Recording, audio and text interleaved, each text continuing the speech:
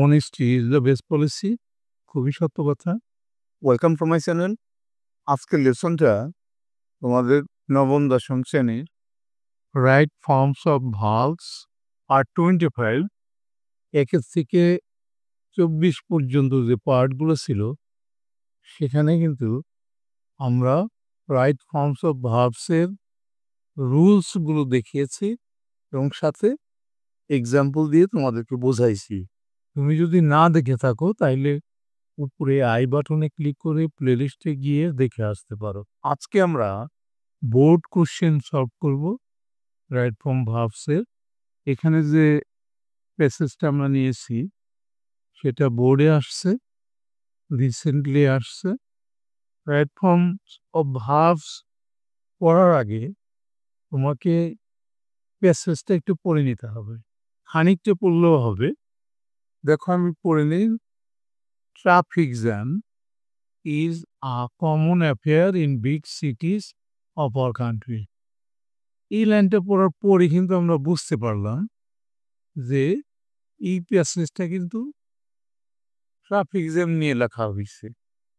এখন traffic jam নিয়ে যদি লেখা হয়ে থাকে তাহলে এখানে এর সুবিধা অসুবিধাগুলো লেখা হয়েছে। বিশেষ করে এর ট্রাফিক জ্যামে যে সমস্যাগুলো হয়, মানুষ যে সমস্যাগুলো পড়ে সেগুলো লেখা হয়েছে। তাহলে এটা কিন্তু এই প্যাসেজটা কিন্তু কখনোই পাস্ট ফর্মে লিখতে পারবে না, অথবা ফিউচার ফর্মেও কিন্তু লিখতে পারবে না। এটা অবশ্যই প্রেজেন্ট ফর্মে লিখতে হবে।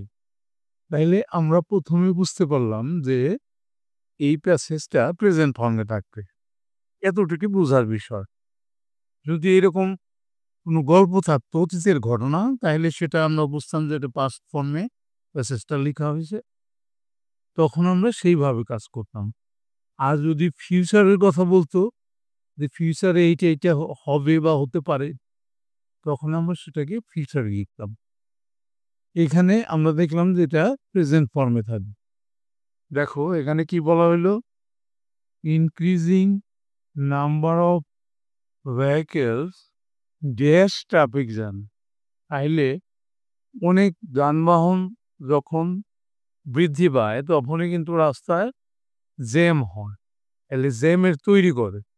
এখানে যে 10টা ভার্ব আমাদের দেওয়া হয়েছে সেই ভার্ব থেকে আমাদের কোনটা নেওয়া যেতে পারে আমরা সেটা খুঁজে বের করব। দেখো এখানে আমরা খুঁজতে গিয়ে তৈরি করে কজেস এটা আমরা লিখতে পারি। ট্রাফিক জ্যাম যেহেতু থার্ড পারসন সিঙ্গুলার নাম্বার, তাইলে ভার্বের শেষে এস বা ইএস যুক্ত হবে, তাহলে আমরা লিখতে পারি কজেস। দেখো একটা গ্যাপ কিন্তু আমাদের ফিল আপ করা হয়ে গেল। সেই সাথে যে শব্দটা নেওয়া হয়েছে সেটাও আমরা একটা চিহ্ন দিয়ে রাখলাম। এরপরে কি বললো, mainly it dash in the congested areas. তাহলে ঘিঞ্জি এলাকায় এটা দেখা যায়, এটা ঘটে। মেনলি ইট ঘটে ইন দ্য কনজাস্টেড এরিয়াস। তাহলে আমরা কোন শব্দটা নিতে পারি? দেখো এখানে ড্রাইভ চালানো, সলভ সমাধান করা, ক্রিয়েট সৃষ্টি করা, সাফার দুর্ভোগ পোহানো, অকার ঘটা, এই শব্দটা আমরা নিতে পারি অকার। আর যেহেতু ইট আছে সাবজেক্ট, তাহলে অকারের সাথে আমরা এস বাই এস যুক্ত করতে হবে প্রেজেন্ট ফর্মে, অকার্স হয়ে গেল। দেখো mainly it occurs in the congested areas. এরপর আমরা দেখি overtaking tendency also dash traffic jam. Overtake করার প্রবণতাটা ট্রাফিক জ্যাম তৈরি করে। এছাড়াও তাহলে তৈরি করে এটা নিতে পারি ক্রিয়েট সৃষ্টি করা। আমরা যেহেতু প্রেজেন্ট ফর্মে এই জন্য ভার্বের সাথে একটা এস যুক্ত করলাম, ক্রিয়েটস। এরপর আছে কি, সাম ড্রাইভার্স, কিছু কিছু ড্রাইভারেরা dash the traffic rules, traffic রুলসটা ভঙ্গ করে, অ্যান্ড ড্যাশ কেয়ারলেসলি, মানে চিন্তা ভাবনা না করেই গাড়িটা চালায়, তাহলে ভঙ্গ করে ভায়োলেট এই শব্দটা আমরা নিতে পারি। ভায়োলেট মানে ভঙ্গ করা। এখন দেখো প্রশ্ন আসতে পারে যে এখানে আমরা এস যুক্ত করলাম না কেন? এখানে এই কারণে এস যুক্ত করলাম না, যেহেতু আছে ড্রাইভার, সাম ড্রাইভার, এখানে কিন্তু প্লুরাল নাম্বারটা আছে, তাইলে কর্তা কিন্তু প্লুরাল নাম্বার, এই কারণে আমরা ভার্বের শেষে এস বাই এস যুক্ত করলাম না।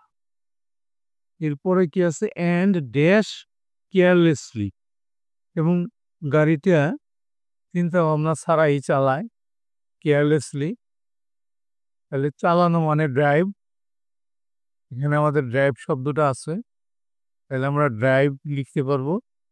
এখানেও আমরা এস যুক্ত করলাম না, কারণ এটার ভায়োলেট এবং ড্রাইভ এটার দুটোটারই সাবজেক্ট কিন্তু ড্রাইভার্স, প্লুরাল নাম্বার, এই কারণে আমরা এস বাই এস যুক্ত করলাম না। এরপরে দেখো ইট, এফ নাম্বারে, it dash a lot of pains to the people, লোকদেরকে অনেক কষ্ট দেয়। দেয়, দেওয়া, তাইলে দেওয়া মানে গিভ, এখানে গিভ শব্দটা আছে, এটাই আমরা নেব give.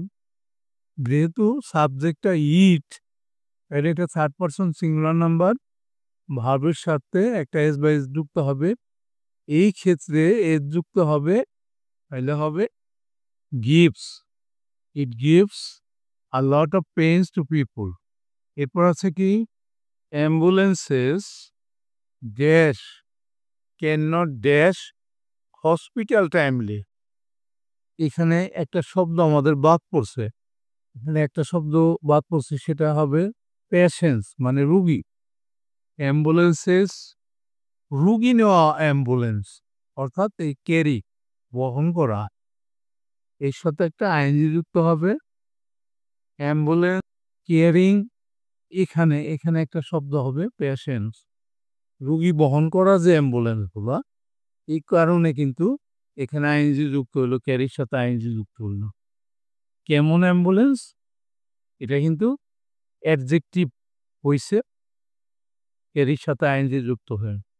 Can not hospital timely, পৌঁছাইতে পারে না সময় মতো হসপিটালে, তাহলে পৌঁছানো রিচ, এই শব্দটা এখানে আছে আমাদের, তাহলে আমরা রিচটা নেব।